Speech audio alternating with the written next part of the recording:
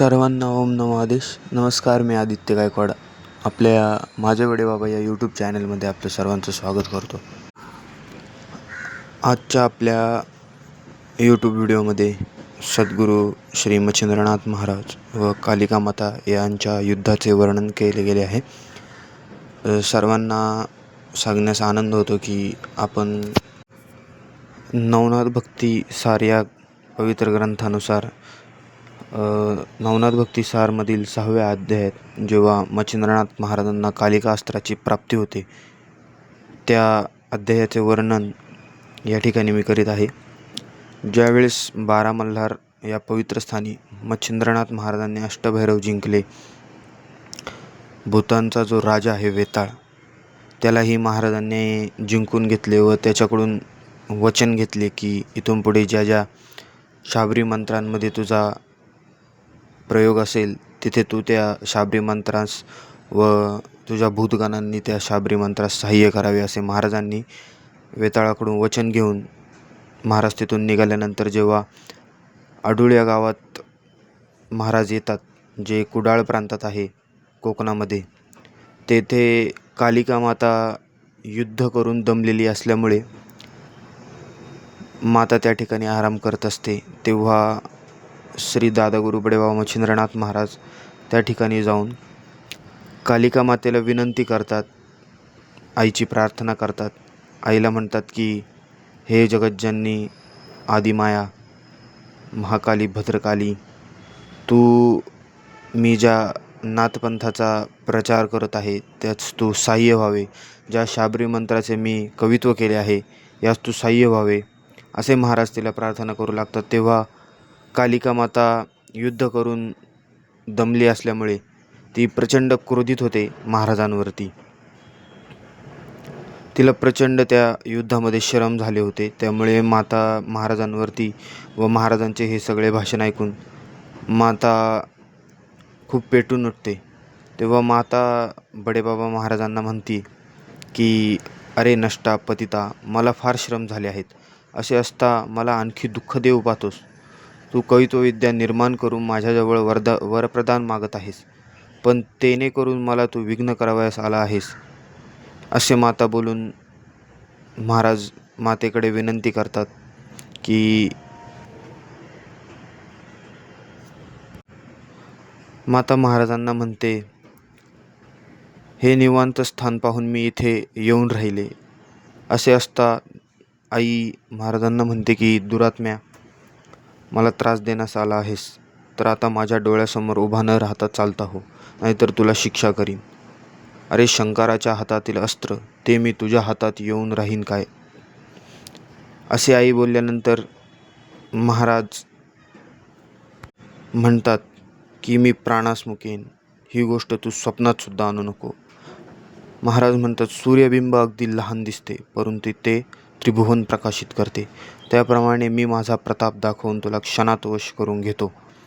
तेथे आंबा म्हणते महाराजांना, भ्रष्टा, तू कान फाडून हातात कंकण घालून व कपाळात शेंदूर लावून येथे येऊन मला बिभवित आहेच, पण मी या तुझ्या धमकावीला भिणार नाही. तुझी उत्पत्ती मला ठाऊक आहे. अरे बोलून चालून तुझा बाप कोळी, तू मासे मारून निर्वाह करायचा, ते सोडून का दिलेस. तुला दरिद्राला ही अस्त्रविद्या कशाला पाहिजे. तुला वाटत असेल की मी थोर प्रताप दाखवून भूतावळ वश केली, ती ही देवी करून घेईन, तशी ही देवी ही करून घेईन, पण मी तशापैकी नव्हे. मी विष अस्त्र आहे. किंचित वाकडी नजर करीन तर सारे ब्रह्मांड पालथे घालून लोळवून टाकीन. तेथे तू आपला कसाच दिमाग दाखवितोस. तेव्हा मच्छिंद्रनाथ महाराज म्हणतात, देवी मी सांगतो ते ऐक. बळी वामनाला मशका समान समजत होता, परंतु त्यालाच परिणामी पाताळ लोक पाहावा लागला. हे भाषण ऐकून देवीस अतिशय राग आला. देवी प्रचंड क्रोधाने तापली. ती महाराजांना म्हणते, तुझ्यामध्ये कोणता प्रताप आहे तो मला आत्ताच दाखव.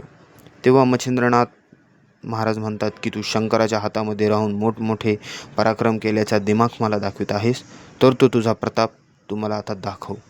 याप्रमाणे मच्छिंद्रनाथांचे भाषण ऐकून भद्रकाली सिंहासारखी आरोळी मारून प्रचंड रूप धारून आई आकाशात प्रकट होते. इतक्यात भयंकर शब्द होऊ लागला की आई महाराजांना म्हणते, जोगड्या, आता आपला प्राण वाचव तू. आपल्या गुरुचे स्मरण कर, कारण वज्रास्त्राने जसा पर्वताचा चुराडा होतो तसा तुझ्यामुळे पृथ्वीचाही होईल. अरे, ही कालिका आज पृथ्वी सपाट करून टाकण्यास तयार झाली आहे. आता तुझा निभाव कसा लागेल ते बघ. अशी बरीच धमकावणी भाषण बडेबाबा ऐकून घेतल्यानंतर आईला म्हणतात, तू पाहिजे तसे बोललीस तरी तुझ्यापासून माझे काही वाकडे व्हायचे नाही. असे म्हणून त्यांनी दिव्य भस्म हातात घेतले व वासव शक्तिमंत्र जपून ते भस्म आकाशात फेकून दिले. तेव्हा ती दैदिप्यमान वासव शक्ती तत्काळ प्रकट झाली. सूर्याच्या हाताचे वासवास्त्र आणि शंकराच्या हाताचे भद्रकाली किंवा कालिकास्त्र या उभयंतांचे युद्ध सुरू झाले. दोन्ही अस्त्रांची झोंबी लागून ती एकमेकांवर प्रहार करीत होती. झगडता झगडता शेवटी आईसाहेबांनी वासवशक्तीचा पाडाव केला आणि मोठ्या आवेशाने ते आई मच्छिंद्रनाथांवर चालली. हे नाथांच्या लक्षात येताच त्यांनी पुन्हा भस्म घेतला. महाराजांनी एकदा रुद्र मंत्रयोग सिद्ध करून ऐकताच एका दशरुद्र प्रकट झाले. ते भयंकर व अनिवार्य प्रलय करणारे प्रकट होताच कालिकेचे तेज फिके पडले. आईसाहेबांनी सर्वांस नमस्कार करून भक्तिपूर्वक स्तुती केली. तेव्हा ते सौम्य झाले. असे पाहून मच्छिंद्रनाथ महाराजांनी वज्रास्त्र धूमास्त्रही सोडले, परंतु त्याचे काहीच वर्चस्व होईना. शेवट आईसाहेब ह्या जगज्जननी आहेत, जगतपालक आहेत. सगळ्यांमध्ये आईचा अंश असल्यामुळे आईने धूमास्त्र गिळून टाकले व वज्रास्त्र शैलाद्री पर्वतावर आपटले. तेणेकरून तो पर्वत फुटून गेला. याप्रमाणे दोन्ही अस्त्रांची पडती पाहून मच्छिंद्रनाथ महाराज पुन्हा वातारक्षणास्त्राची योजना केली. त्या वातारक्षणास्त्राची मक्खी त्यास पक्की साधून गेली होती. दत्त महाराजांच्या कृपाप्रसादाने मच्छिंद्रनाथ महाराजांना वातारक्षणास्त्राचा मोठा लाभ झाला होता. ते अस्त्र सिद्ध करून प्रेरितास त्यांनी कालिका मातेवर प्रवेश केला. तेव्हा देहाचे चलनवलन बंद होऊ लागले. इतक्यात देवी आईसाहेब विकल होतात. गगनामधून जमिनीवर धाडकन आईसाहेब पडतात, बेशुद्ध होतात. ते पाहून देवदानवांना सुद्धा मोठा विस्मय वाटला. कालिकेचे प्राण जाऊ लागले. आईसाहेबांचे जेव्हा प्राण जाऊ लागे तेव्हा आईसाहेब आपल्या पतीचे स्मरण करतात. हे कैलासपती शंभुनाथ. हा प्रकार कैलासास शंकरांच्या कानावर गेल्यानंतर हा सर्व खेळ मच्छिंद्रनाथांचा आहे असं त्यांना ध्यानात आले. मग नंदीश्वरावर बसून शंकर भगवान त्या ठिकाणी जातात. शंकर भगवानास पाहून बडेबाबा त्यांच्या पायावर नतमस्तक होतात. मग शंकरांनी त्यांना 10 हातांनी धरून कडकडून भेट देतात व प्रताप दाखवून अस्त्र जिंकल्याबद्दल महाराजांची प्रशंसा देखील करतात. तेव्हा नाथ महाराजांनी शंकरास सांगितले की बद्रिकाश्रमास तुम्ही प्रसन्न होऊन दत्त महाराजांच्या कृपेने मला मंत्र अस्त्रविद्या सर्व शिकवले. तो हा सर्व महाराज कृपेचा प्रताप होय. त्यावर शंकर बोलतात, तूर्त असो ते असो, तू प्रथम कालिका मातेस सावध कर. तेव्हा नाथ म्हणतात, तुम्ही आपला वरदहस्त माझ्या मस्तकावर ठेवा. असे ऐकून जगद्गुरू म्हणतात, तुला कोणत्या गोष्टीची इच्छा आहे? असे विचारल्यावर महाराज म्हणतात, जशी शुक्राचार्याने संजीवन विद्या कचास दिली त्याचप्रमाणे शाबरी विद्येचे मजकडून कवित्व करविलेस तुम्ही, तसा वर देऊन मला कालिकास्त्र द्यावे व माझ्या हाती राहून कालिकेने तुमच्या हाती राहून आईने जशी असंख्य कार्य केली तशीच तिने माझ्या हाती राहून करावी. पुढेही मंत्रकार्याने तिने उपयोगी पडावे, मंत्रकार्यात तिने उपयोगी पडावे. जसे मला वरदान द्याल असे मला वरदान जर दिले तर मी निरंतर समाधान वृत्तीने राहील.